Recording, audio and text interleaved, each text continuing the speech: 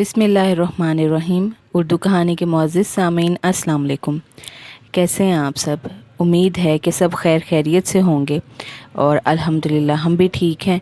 और इसके साथ ही जल्द ही शुरू कर देते हैं अगली किस्त बग़ैर वक्त ज़ाया किए। और बैकग्राउंड नॉइज़ जो आएगा उसको इग्नोर कीजिएगा क्योंकि मेरे पास इसका कोई हल नहीं है। तो शुरू करते हैं। सैफ़ अपने घर वालों के साथ आया तो तब उससे सुकून हुआ। अंकल क्या आप रेसलिंग भी करते हैं? काशिफ के सवाल उसकी तरह मासूमाना से थे। सब हंस पड़े। सबसे पहले आप मुझे अपना नाम बताओ।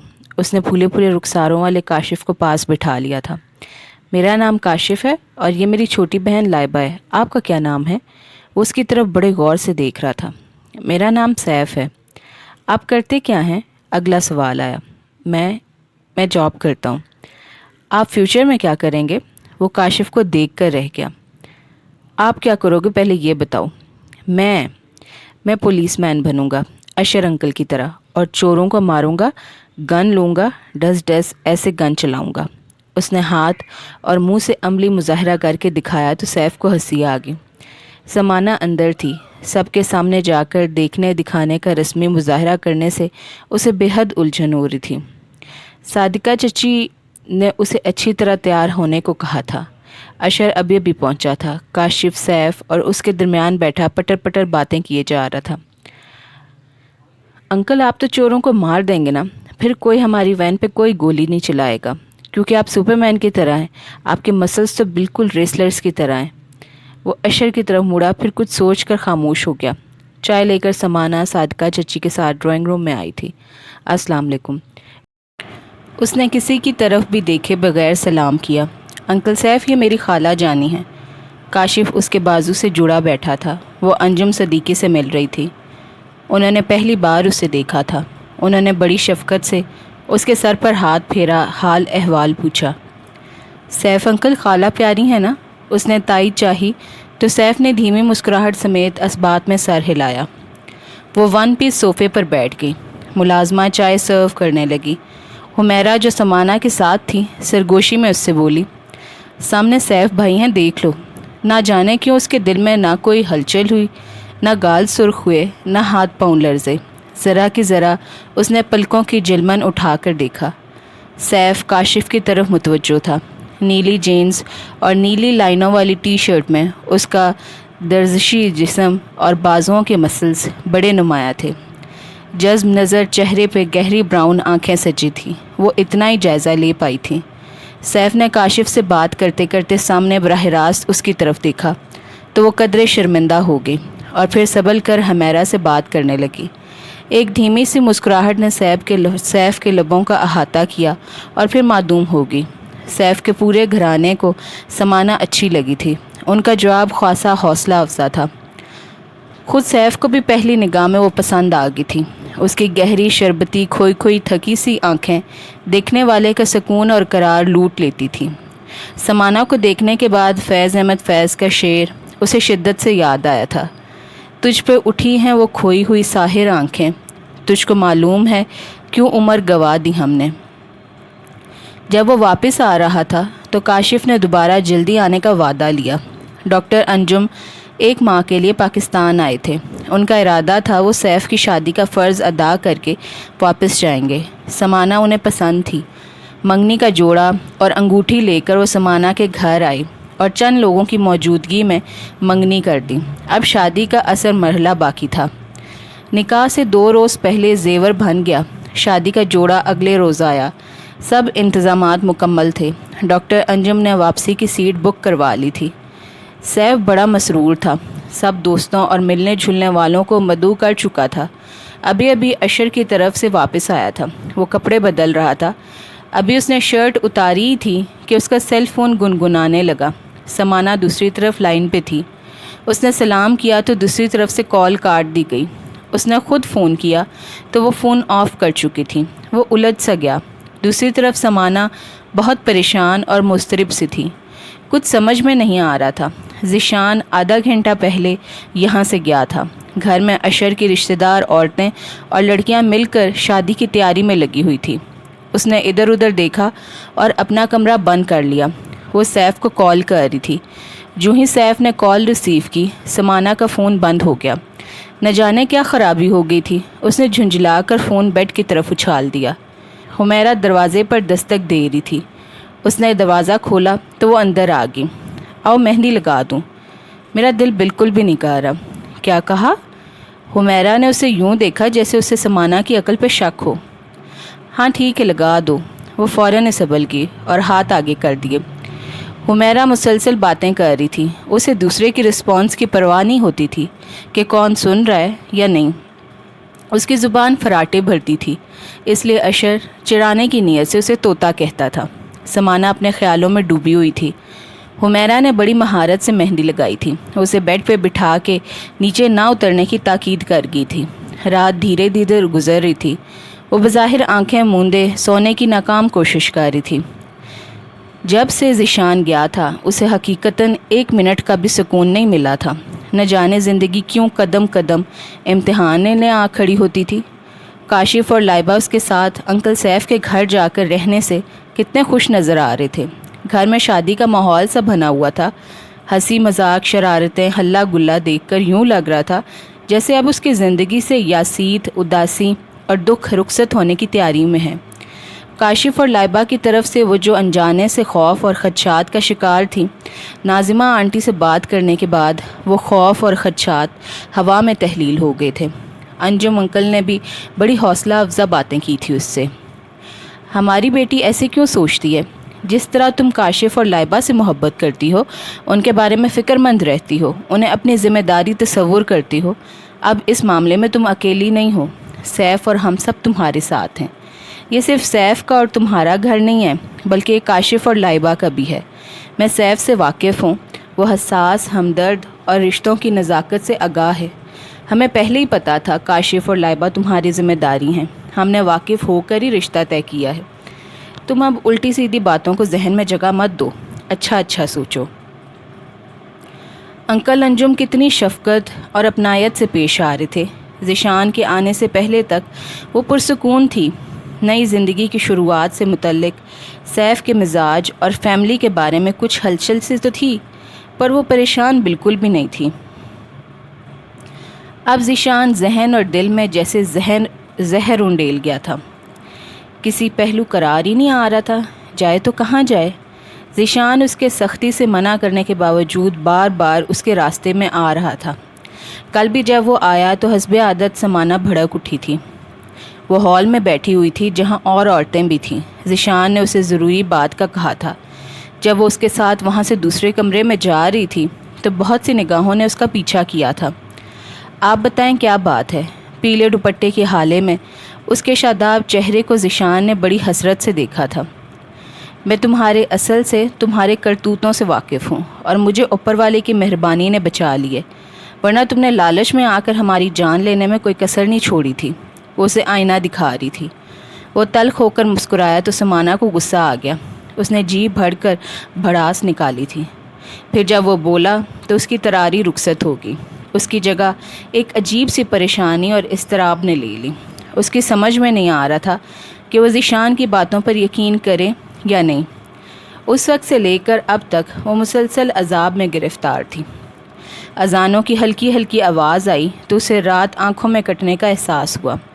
اس نے اپنے کلائیوں تک مہندی کے نقش و نگار سے سجے ہاتھوں کو دیکھا اور پھر خشک مہندی کو ناخنوں سے کھرچنے کی کوشش کی۔ ہاتھ دھونے کے بعد مہندی کا رنگ اور بھی تیز اور خوشب رنگ ہو لگنے لگا تھا۔ وضو کر کے اس نے کارپٹ پر جائے نماز بچھائی۔ بڑے خشوع و خضوع سے نماز پڑھنے کے بعد جب اس نے دعا کے لیے ہاتھ اٹھائے تو آنکھیں برس پڑیں۔ اے اللہ، مجھے فیصلے کی روشنی دینا، مجھے بہتری کی راہ دکھانا۔ اس نے صدقے دل سے دعا مانگی۔ اب دل قدرے پرسکون تھا۔ ڈریسنگ ٹیبل کے آئینے میں اس نے اپنا سراپا دیکھا۔ خشک ہوتے پھولوں کے گجرے، پیلے کپڑے، پیلا مکیش لگا دوپٹہ، تھکی تھکی اور متورم آنکھیں، کتنی پسمردہ اور اداس نظر آ رہی تھی۔ وہ نئی زندگی کی خوشی اور جوش اس کے سراپے سے یکسر غائب تھا۔ اس نے اپنے سے متعلق رشتوں کے بارے میں سوچا تو پھر رونا آنے لگا۔ وہ اکیلی تھی۔ جواہر آپا اور امینہ ہی اس دنیا میں اس کے لیے رشتہ دار کا حوالہ تھی، وہ بھی نہیں رہی تھی۔ اس دنیا میں انسان رشتوں کے حوالے سے مضبوط ہوتا ہے اور اس کے پاس काशिफ और लाइबा का कमज़ोर सा हवाला था। सुबह पूरी तरह तुलू हो चुकी थी। सब उठ चुके थे। शाम का फंक्शन था। उसे तैयार होकर मैरिज हॉल में जाना था और फिर वहाँ से रुखसती थी। इस घर में जहाँ वो उस वक्त रह रही थी, सादिका चची और अंकल के मशवरे से उसने फ़रोख्त ना करने का फ़ैसला किया था। जाबिर और जवाहिर के बाहम मशवरे से ये घर तामीर हुआ था और वसीयत नामे की रोज़ से समाना शादी के बाद इसे फ़रोख्त करने का हक़ रखती थी। फ़िलहाल वहाँ देखभाल के लिए करीम और उसकी बीवी मौजूद थे। चौकीदार को भी नहीं हटाया गया था। उसका इरादा था सब कुछ पहले जैसा रहेगा, क्योंकि एक तरह से घर उसका मैकात भी था। काशिफ और लाइबा समेत उसकी भी यहाँ से खुशगवार यादें वाबस्ता थीं। काशिफ बेदार होकर उसे ढूंढता उसके पास चला आया तो वो अपने ख्यालात से चौंकी। खाला, आज हम भी आपके साथ सैफ अंकल के घर जाएंगे। वो अपने तय उसे इत्तला दे रहा था। कितना मासूम और आने वाले कातिल वक्त से बेखबर था वो। समाना के दिल को कुछ होना से लगा। उसने काशिफ को सीने से लगा लिया। खाला जानी, आप रो रही हैं? ममा याद आ रही हैं ना आपको? उसकी आंखों में चमकते आंसू देख चुका था और ख़ुद भी रो रहा था। हाँ, मुझे आपा बहुत याद आ रही हैं।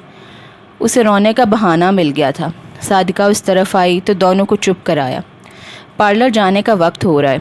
अशर इंतज़ार कर रहे। जल्दी करो। हुमैरा ने बैग तैयार कर लिए। तुम यूँ बच्चों की तरह रो रही हो और इन बच्चों का हौसला भी टूट जाएगा। अब तुम ही इनका सब कुछ हो। इस तरह तो तुम उन्हें भी कमज़ोर कर दोगी। उठो, जल्दी करो। उन्होंने नरमी से उसे टोका और काशिफ को भी चुप कराया। अशर उसे और हुमैरा को पार्लर छोड़कर चला गया। खिलाफ़े मामूल वो चुपचाप सा हुमैरा की तफसीली बातों का हूँ हाँ में जवाब देता रहा। पेन उसके हाथ में था। निकाह नामा सामने था। उसने ज़रा की ज़रा निगाहें उठाकर अपने इर्द गिर्द मौजूद चेहरों को देखा। फ़ैसले का इख्तियार अभी भी उसके हाथ में था। नाज़िमा आंटी और अंकल अंजुम का खुशी से चमकता चेहरा, सैफ की आंखों से फूलती मुसर्रत, काशिफ और लाइबा का इश्तियाक, सादिका चची का इत्मीनान। वो किस किस चेहरे का भरोसा तोड़ती। कांपते हाथों से उसने निकाह नामे पर साइन कर दिए। ये जुआ तो उसे खेलना ही था। सब अंजुम अंकल को मुबारकबाद दे रहे थे। सागर से सहरा बनने तक जाने क्या कुछ हो जाता है। मंझी कश्ती ले उड़ता है, पानी मैला हो जाता है। चांद ठठर कर मर जाता है, मौसम थक कर सो जाता है। पंछी अपनी राह हो लेते हैं, पिंजरा खाली हो जाता है। आंखें मेरी खाली पिंजरे, छोड़िए इनमें क्या रखा है। सब खाना खा रहे थे। हुमैरा उसके साथ बैठी उसके ना करने के बावजूद उसे चिकन रोस्ट खिला रही थी। थोड़ा सा खाने के बाद उसने हुमैरा का हाथ रोक दिया था। अभी रुखसती में वक्त बाकी था जब उन्हें ज़ोर ज़ोर से रोने और चीखें मारने की आवाज़ें आने लगीं। हुमैरा दहल गई। जाने क्या हो गया था। वो सूरत हाल जानने के लिए आवाज़ों की सिमत चली गई। समाना परेशानी से उस तरफ देख रही थी जिधर हुमैरा गई थी। आमना चची सीने को पीट रही थी। अभी अभी ज़िशान के दोस्त का फ़ोन आया था। उसने ख़ुदकुशी की कोशिश की है। जिस दिन से समाना के रिश्ते की बात चली थी वो तब से परेशान और पसबर्दा रहता था। कल जब से वो समाना के पास होकर गया था, अपना कमरा लॉक किए अंदर पड़ा था। आमना जवान बच्चे की हालत देख देख कर कुड़ रही थी। वो बेटी को लेकर सीधी मैरिज हॉल आ गई थी। ज़िशान अपने कमरे में था। पीछे पता नहीं क्या हुआ, फ़ोन आ गया था। ज़िशान के दोस्त ने उन्हें हॉस्पिटल पहुंचने की फ़ौरन हदायत की थी। खुशियों भरा माहौल सोगवार हो गया था। सारे मर्द इसी वक्त चले गए थे। समाना नाज़मा आंटी के साथ रुखसत होकर सैफ के घर आ गई। सैफ और डॉक्टर अंजुम भी हॉस्पिटल गए हुए थे। ज़िशान की हालत सीरियस थी। समाना ख़ुद को मुजरिम तस्वुर कर रही थी। नाज़िमा अलग परेशान थी। रात के 11 बजे डॉक्टर अंजुम और सैफ में से कोई वापस नहीं आया। समाना को अजीब से वसवसे सता रहे थे। उसने कपड़े बदल कर मेकअप साफ़ किया, सारी ज्वेलरी उतारी, खुले बालों की सादी सी चुटिया बना ली। आंटी, मैं ज़िशान को देखने हॉस्पिटल जाऊं? उसने हिचकिचाते हुए पूछा तो उसने कुछ सोच कर इजाज़त दे दी। पर सैफ तो पहले हॉस्पिटल में है, किसके साथ जाओगी? मैं चौकीदार के बेटे को साथ ले जाती हूँ। चलो ठीक है। हालांकि उनकी मर्ज़ी थी वो सैफ को बुलवा लेती और वो उसके साथ जाती, मगर उसे रोकना उन्हें मुनासिब नहीं लगा। वो हॉस्पिटल गई तो आमना चची ने काटदार गुसीली निगाहों से उसकी तरफ देखा। सैफ के चेहरे पे हैरानी थी, जैसे उसे किसी मान के टूटने का दुख हो। तुम क्यों आ गई हो रात के? صادقہ چچی نے ذرا الگ لے جا کر اسے احساس دلایا۔ چچی، ذیشان کی کنڈیشن اتنی سیریس ہے، مجھ سے رہا نہیں گیا۔ آنٹی کاشف اور لائبہ کے پاس ہیں، ورنہ وہ میرے ساتھ آتی مجبوری تھی۔ مضطربانہ کیفیت میں انگلیاں مڑوڑتی وہ انہیں بڑی بے بس سی لگی تو انہوں نے اسے مزید ڈانٹنے کا ارادہ ملتوی کر دیا۔ کافی دیر گزر گئی تھی۔ صادقہ نے سیف سے کہا کہ وہ اسے گھر لے جائے۔ وہ پارکنگ سے گاڑی نکالنے چلا گیا۔ صادقہ اسے خود گاڑی تک چھوڑ کر گئی اور ہزاروں نصیحتیں بھی کی۔ اللہ سے خیر مانگو، آئندہ اس طرح مت آنا، شادی شدہ ہو تم اب۔ سیف ڈرائیونگ سیٹ کے ساتھ والا فرنٹ ڈور کھول چکا تھا۔ وہ پیچھے بیٹھ گئی تو صادقہ نے پھر ٹوکا۔ وہ سنی انسنی کر گئی۔ انہوں نے کچھ پڑھ کر اس پر پھونکا، پھر سیف کی طرف رخ کیا۔ اب تم کل آنا، ویسے بھی رات کافی زیادہ ہو گئی ہے، تم تھک گئے ہوگے، ذرا آرام کر لینا۔ ہونا تو وہی ہے جو مقدر میں ہے، انجم بھائی بھی یہی ہیں، ناظمہ پریشان ہو رہی ہوگی، اسے تسلی دینا، اب جاؤ۔ سیف نے سعادت مندی سے ساری بات سنی۔ صادقہ اللہ حافظ کہہ کر اندر چلی گئی تو سیف نے بھی گاڑی سٹارٹ کر دی۔ وہ سنجیدگی سے ڈرائیونگ کر رہا تھا۔ وہ اس کے چہرے کے تاثرات جاننے سے قاصر تھی۔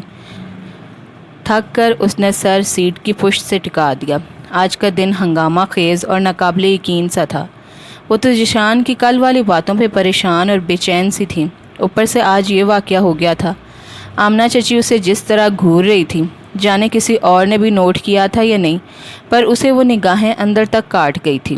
صادقہ چچی کی نصیحتیں اور روک ٹوک، انہیں ایک غیر لڑکے کے ساتھ اس کا آنا اچھا نہیں لگا تھا۔ محض چند گھنٹوں کی دلہن تھی وہ، اس کا یوں منہ اٹھا کر رات گئے چلے آنا مناسب نہیں تھا۔ گاڑی گیٹ کے آگے رکی۔ سیف نے ہارن دیا تو وہ اپنے خیالوں کی وادی سے نکلی۔ چوکیدار مستعد بیٹھا تھا۔ ناظمہ انہی کا انتظار کر رہی تھی۔ اسے سیف کے ساتھ دیکھ کر انہوں نے سکون کا سانس لیا۔ آنٹی کاشف اور لائبہ سوئے ہوئے ہیں، جاگے تو نہیں؟ سب سے پہلے اس نے انہی کا پوچھا تو سیف نے رخ موڑ کر اسے دیکھا۔ وہ کتنی پریشان لگ رہی تھی۔ ہاں، وہ سوئے ہوئے ہیں۔ ناظمہ آنٹی کے کہنے پر اس نے کمرے کا دروازہ کھولا اور خود تصدیق کی۔ واقعی دونوں بے خبر سو رہے تھے۔ اس کے ساتھ زمین پہ بچھے کارپٹ پر نوکرانی بھی سو رہی تھی۔ اسے ناظمہ آنٹی پر پیار سا آیا۔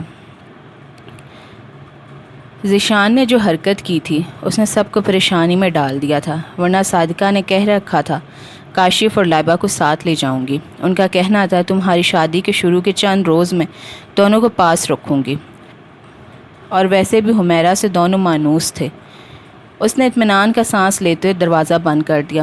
ناظمہ آنٹی اسی طرف آ رہی تھی۔ سمانہ، آرام کرو اور کمرے میں جاؤ، نئی دلہنیں یوں نہیں گھومتی ہیں۔ ان کے لہجے میں تنبیہ تھی۔ وہ شرمندہ سی ہو گئی۔ در حقیقت ناظمہ بیٹے کی شادی کی خوشیوں کی یوں بدمزہ ہونے پر جھنجھلا گئی تھی، ورنہ ذیشان کی خودکشی کی کوشش پر اوروں کی طرح وہ بھی پریشان تھی۔ وہ اسے خود اندر چھوڑ کر گئی۔ اس نے سر ہلا کر پہلی بار کمرے کا تفصیلی جائزہ لیا۔ پھولوں کی ملی جھولی خوشبو سے ماحول مہک رہا تھا۔ سیف باتھ روم میں تھا۔ اندر سے پانی گرنے کی آواز آ رہی تھی۔ وہ پیس صوفے پہ دونوں ہاتھوں میں سر پکڑ کر بیٹھ گئی۔ سیف کپڑے چینج کر کے کمرے میں آیا تو تکلیف دہ انداز میں رو رہی تھی۔ وہ پریشان ہو گیا۔ سمانہ، کیا بات ہے، کیا ہوا ہے؟ میرے سر میں بہت شدید درد ہو رہا ہے، سردی لگ رہی ہے مجھے۔ تو اس میں رونے کی کیا بات ہے، آپ آرام کریں، پانی کے ساتھ ٹیبلٹس لے لیں اور آرام سے سو جائیں، صبح بات ہوگی، میں خود بری طرح سے تھک گیا ہوں، سونا چاہتا ہوں۔ اس نے بڑے سبھاؤ اور سہولت سے بات کی۔ صبح ڈاکٹر ملک آ کر آپ کو چیک کر لیں گے۔ اس نے دوپٹے سے چہرہ رگڑا اور نئے سرے سے سوں سوں کرنے لگی۔ میں کاشف اور لائبہ کے پاس سو جاؤں؟ سیف اس کے پاس کھڑا اس کے جھکے سر اور لرزتے وجود کو دیکھ رہا تھا۔ نہیں، وہاں کلثوم بھی سو رہی ہے، ماما ناراض ہو جائیں گی، آپ ادھر ہی سو جائیں، یہ ساتھ والے دوسرے کمرے کا دروازہ ہے۔ اس نے سامنے خوبصورت نقش و نگار سے آراستہ دروازے کی طرف اشارہ کیا۔ میں ادھر سو جاتا ہوں۔ سچ مچ وہ ایک تکیہ اٹھا کر ادھر سے چلا گیا تو سمانہ نے سکون کا سانس لیا۔ صبح وہ دیر تک سوتی رہی۔ 12 بجے کے قریب جب وہ اٹھ کر باہر آئی تو آنٹی ناظمہ ہاسپٹل گئی ہوئی تھی۔ ڈاکٹر انجم صبح واپس آئے تھے۔ سیف اور سمانہ کے ولیمے کی تقریب منسوخ ہو گئی تھی۔ ذیشان کی موجودہ حالت کے پیش نظر یہ فیصلہ کیا گیا تھا، کل آنٹی ناظمہ اور ڈاکٹر انجم کو واپس چلے جانا تھا۔ شام میں سمانہ دوبارہ ہاسپٹل گئی۔ ذیشان اسی حالت میں تھا۔ صادقہ نے تھوڑی دیر بعد سیف کے ساتھ اسے واپس بھیج دیا۔ سمانہ کی طبیعت بہت خراب ہونے لگی تھی۔ ڈاکٹر ملک کو ناظمہ نے بلوایا تھا۔ انہیں تو تیز بخار ہے، بی پی بھی لو ہے۔ انہوں نے ناظمہ کو بتایا، آرام کریں، ٹھیک ہو جائیں گی، یہ ٹیبلٹس ابھی دودھ کے ساتھ لینی ہے۔ انہوں نے دواؤں والا نسخہ ناظمہ کی طرف بڑھایا۔ انہوں نے کلثوم کو آواز دی اور اس کے لیے دودھ لانے کو کہا۔ اپنے سامنے انہوں نے سمانہ کو دودھ کے ساتھ دوا دی۔ اس پہ 2 کمبل پڑے ہوئے تھے، پھر بھی اسے سردی لگ رہی تھی۔ در حقیقت خوف کہیں اس کے اندر بکل مارے بیٹھے تھا، جو اس طرح ظاہر ہو رہا تھا۔ کاشف اس کی بیماری کی وجہ سے گھبرایا ہوا تھا۔ دوسرے دن ناظمہ اور ڈاکٹر انجم چلے گئے۔ اس کی طبیعت ہنوز خراب تھی۔ سیف ذیشان کی خیریت دریافت کرنے کے بعد ہاسپٹل سے واپس آیا تو سمانہ، کاشف اور لائبہ کے ساتھ تیار بیٹھی تھی۔ کاشف اسے دیکھتے ہی چہکا۔ انکل ہم گھر جا رہے ہیں، آپ بھی جائیں گے؟ لائبہ نے پوچھا۔ میں ذرا گھر جا رہی ہوں، یہ دونوں ضد کر رہے ہیں، کہہ رہے ہیں کہ ہم اپنے گھر کو مس کر رہے ہیں۔ اس نے سفید جھوٹ بولا۔ ٹھیک ہے، میں بھی ساتھ چلتا ہوں۔ سمانہ پریشان نظر آنے لگی۔ سیف نے توجہ نہیں دی، ورنہ ضرور نوٹ کرتا۔ اسے بچوں کے ساتھ چھوڑ کر واپس چلا گیا تو سمانہ نے سکون کا سانس لیا۔ 4 دنوں کے درمیان وہ کتنی الجھی سی رہی تھی۔ آج رہائی کا احساس ہو رہا تھا۔ اس رہائی کے احساس سے وہ بمشکل ایک دن خوش رہ پائی تھی کہ صادقہ چچی آ پہنچی۔ بچوں کے سامنے تو اسے کچھ نہیں کہا، البتہ بعد میں اسے اچھی طرح سمجھایا۔ بیٹی، اس طرح گھر میں کیا ہے، تحفظ کا احساس تک نہیں ہے۔ تم کیوں بھول گئی ہو یہاں کسی طرح تم نے خوف کے عالم میں گولیاں چلنے کے بعد جو دن گزارے؟ دشمن کو کبھی کمزور مت جانو۔ اب تم شادی شدہ ہو، تمہارا ایک گھر ہے۔ اگر یہاں آنا ہے تو چند گھنٹوں کے لیے آؤ، پھر لوٹ جاؤ۔ تمہاری وجہ سے ناظمہ پریشان تھی، ایئرپورٹ پر بھی بار بار مجھے تمہارا خیال رکھنے کی تاکید کر رہی تھی۔ ذیشان کل ڈسچارج ہو کر گھر آ رہا ہے، یہ فرض انجم بھائی ہمیں سونپ کر گئے ہیں۔ تم اب گھر جاؤ اور پرسوں کے لیے تیاری کرو۔ کاشف اور لائبہ میرے ساتھ جائیں گے، حمیرہ بھی انہیں مس کر رہی ہے۔ 5-6 روز کے بعد میں چھوڑ جاؤں گی۔ ان کا لہجہ بہت مضبوط تھا، سمانہ کو ایک بھی لفظ کہنے کی جرت نہ ہوئی۔ اپنے کہنے کے مطابق وہ سمانہ کو چھوڑ کر بچوں کو لے گئی۔ سیف گھر میں تھا، صادقہ کافی دیر اس کے پاس بیٹھی تھی۔ بیٹا، سمانہ کا خیال رکھنا اور محسوس مت کرنا، ابھی اس کے ناز اٹھوانے کے دن ہیں۔ ناز ہی تو اٹھا رہا ہوں 6 روز سے، اور برداشت الگ کر رہا ہوں، بس حالات ہی ایسے ہو گئے تھے۔ ذیشان کی خودکشی نے ہم سب کی مت مار دی تھی۔ اب پرسوں ولیمہ ہے، تمہارے انکل نے سب کو اطلاع کر دی ہے۔ ہاں آنٹی، مجھے پتہ ہے۔ اور یہ اشر کہاں غائب ہوا ہے پرسوں سے؟ کہتا ہے کام میں بزی ہوں۔ اچھا میں اب چلتی ہوں، کل آؤں گی، سمانہ کا خیال رکھنا۔ جاتے جاتے وہ پھر پلٹ کر آئی۔ ابھی اس پہ ماحول کی اجنبیت طاری ہے، بالکل نئے گھر میں آئی۔ تمہیں کیا پتہ لڑکی کے لیے پرائے لوگوں اور گھر سے ناتا جوڑنا کتنا مشکل ہوتا ہے، یہ تم کسی نئی نویلی دلہن سے پوچھو۔ سمانہ آہستہ آہستہ ایڈجسٹ ہو جائے گی۔ مجھے اپنا زمانہ یاد آ گیا ہے، شادی کے بعد دن میں کئی بار میکے والوں کو یاد کر کر کے روتی تھی میں۔ ماضی میں جھانکتے ان کے لبوں پہ مسکراہٹ آ گئی۔ نامحسوس انداز میں انہوں نے سیف کے ذہن میں پائے جانے والے ابہام دور کرنے کی کوشش کی تھی۔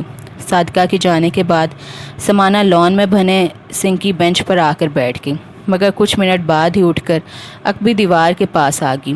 یہاں سے کسی کے بھی دیکھ لیے جانے کا امکان نہیں تھا۔ وہ آرام سے آئندہ کے لیے لاہے عمل تیار کرنا چاہتی تھی۔ کافی دیر گزر گئی تھی، وہ دیوار کے پاس سے ہٹ آئی۔ سیف کی ادھیڑ عمر ملازمہ کلثوم اسے بلانے اسی طرف آ رہی تھی۔ سیف کھانے پہ اس کا انتظار کر رہا تھا۔ کلثوم کھانے کے دوران وہیں موجود رہی اور سمانہ کو ایک ایک چیز پیش کر رہی تھی۔ اسے کھانا حلق سے اتارنا محال لگ رہا تھا۔ سیف خاموشی سے پلیٹ پہ جھکا کھاتا جا رہا تھا۔ فون کی گھنٹی بج رہی تھی، وہ کھانا چھوڑ کر سننے چلا گیا۔ ہیلو، وہ ماؤتھ پیس میں بولا۔ دوسری طرف وہی گہری گہری سانسوں کی آواز تھی۔ کوئی کچھ نہیں بول رہا تھا۔ خاصی دیر بعد آواز آئی تو یوں جیسے کوئی سخت تکلیف کے عالم میں بول رہا ہو۔ اس کے ساتھ ہی فون بند ہو گیا۔ اس نے ریسیور کریڈل پر رکھ دیا۔ اس کی شادی کے بعد یہ پورے اسرار ٹیلی فونز کالز آ رہی تھی۔ اس نے نمبر چیک کروایا۔ روز کوئی پی سی او بدل بدل کر فون کرتا تھا۔ تنگ آ کر اس نے دھیان دینا چھوڑ دیا۔ چھوٹے صاحب کس کا فون تھا؟ کلثوم نے اپنی عادت سے مجبور ہو کر پوچھا۔ ایک دوست کا تھا، اس نے بتایا۔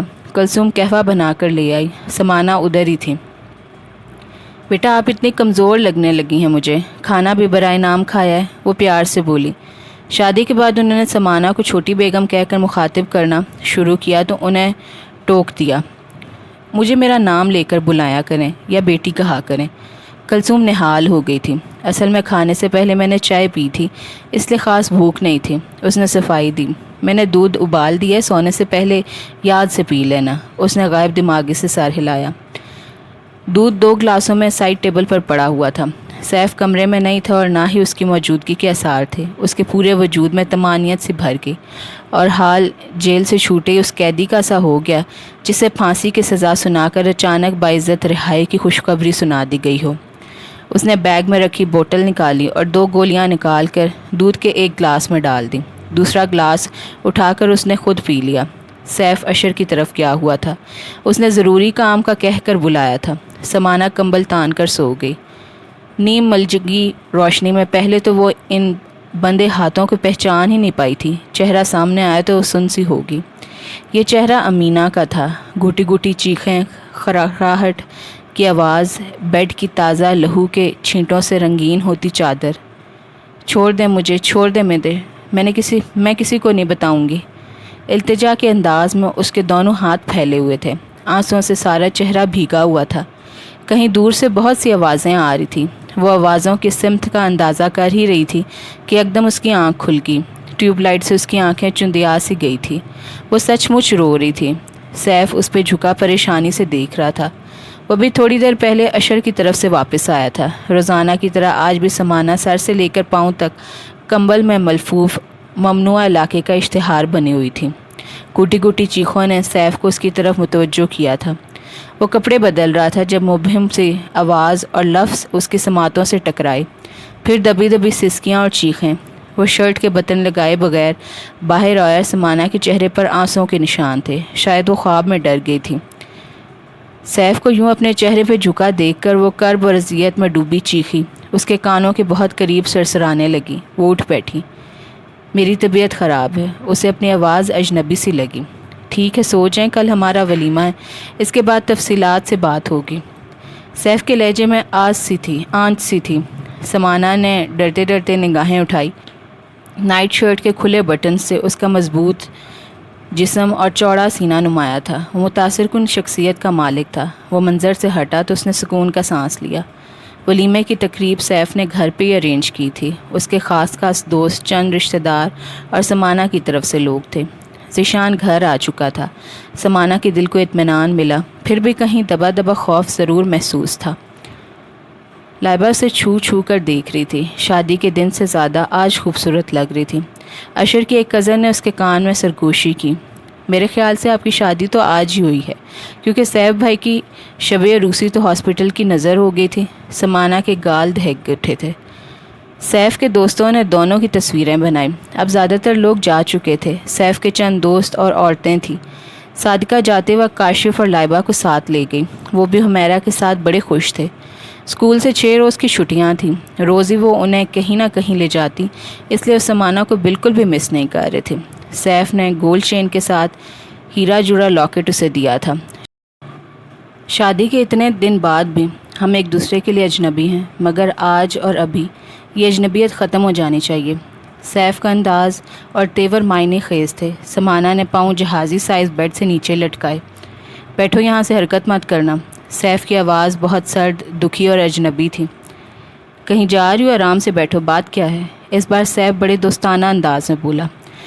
ساتھ ہی اس نے بڑی اپنائیت سے اس کے شانے پہ دباؤ ڈال کر اسے نیچے اترنے سے باز رکھا، پر وہ تو یوں اچھلی جیسے بجلی کا ننگا تار اس کے جسم سے مس کر گیا ہو۔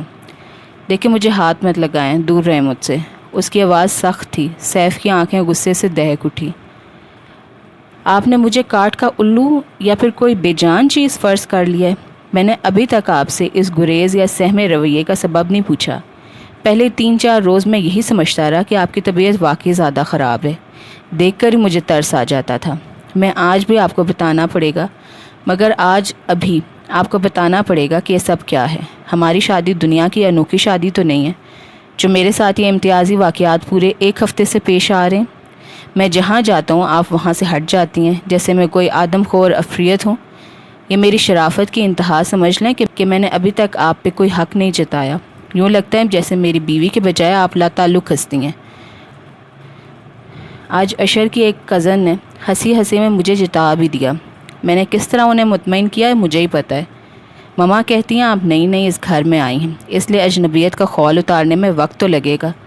मेरी कज़न डॉली मेरे सामने आई थी। शादी के दूसरे दिन वो पूरे घर में चहकती फिर रही थी, जैसे बरसों से वहीं रहती आ रही हो। नहीं समाना, ये अजनबियत नहीं है। बहरहाल जो कुछ भी है आप इसका जवाब देंगी। अगर जवाब सच्चा हुआ तो पुरसकून नींद सो सकेंगी, वरना जो होगा मेरी मर्ज़ी से होगा। उसके तेवर जारहाना लग रहे थे। समाना की निगाह ने झुके झुके पूरे कमरे का सफ़र तय किया। बेडरूम के दरमियाने कमरे का दरवाज़ा नीमवा था, जहाँ शादी की पहली रात सैफ सोया था। यहाँ एक बेड, अलमारी, सोफ़ा और चंद कुर्सियाँ थीं। उसके पास सोचने के लिए ज़्यादा वक्त नहीं था, सिर्फ चंद कदमों का ही तो फासला था। इस तरह वो महफूज रह सकती थी। उसे अच्छी तरह पता था ये दिन भी आना है। मेरे सवालों के जवाब सोचो, मैं चेंज करके आता हूँ। वो वहाँ से हटा तो समाना उठी। उसकी कलाइयों में सजी चूड़ियों ने शोर मचाया तो वो डर सी गई। दबे कदमों चलती सामने खुले नज़र आने वाले दरवाजे से वो अंदर आए और बड़ी उजरत से लॉक में चाबी घुमाई, फिर टटोल कर लाइट जलाई। सैफ चेंज करके बाहर आया तो वो वहाँ नहीं थी। मरकज़ी दरवाज़ा अंदर से बंद था। वो कहाँ हो सकती थी? कमरे का दरमियानी दरवाज़ा मुकम्मल तौर पर बंद नज़र आ रहा था। उसके जहन से जवाब मौसूल हुआ, वो यहीं है। लॉक घुमाने से उस जवाब की मुकम्मल तौर पर तस्दीक भी होगी। एक दो बार उसने समाना को बुलाया तो वो खौफज़दा निगाहों से इधर उधर देख कर रहेगी। सैफ बहुत उलझा हुआ था।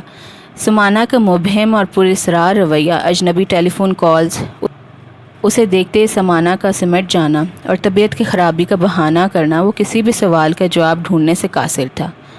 कोई ऐसी तरजीह भी तो नहीं थी जिसे बताकर वो ख़ुद को मुतमईन कर सकता।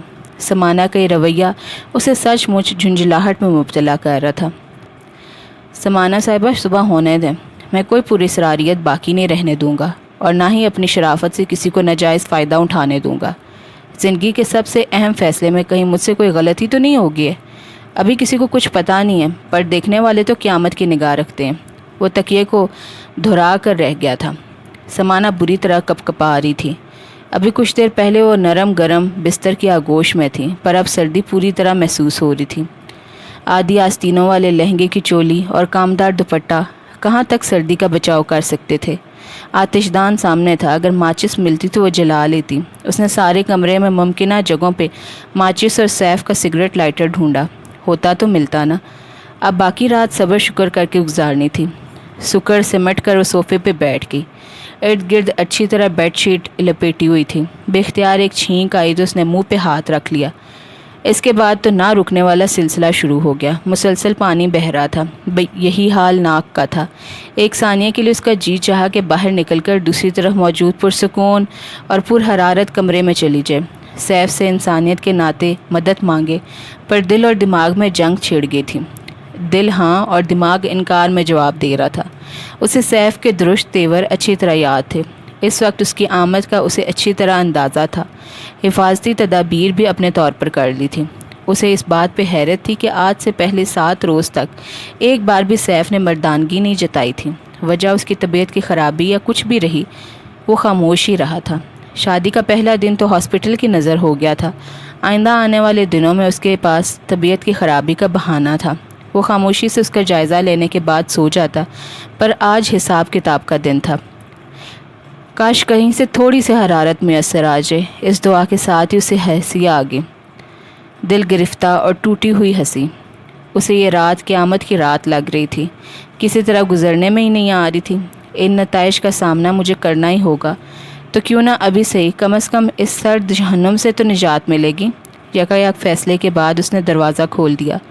सैफ ने सुर्ख सुर्ख आंखों से उसे देखा तो वो मरे मरे कदमों से कमरे के दरमियान आकर खड़ी हो गई। वो सर के पीछे दोनों हाथों का तकिया बनाए दराज था।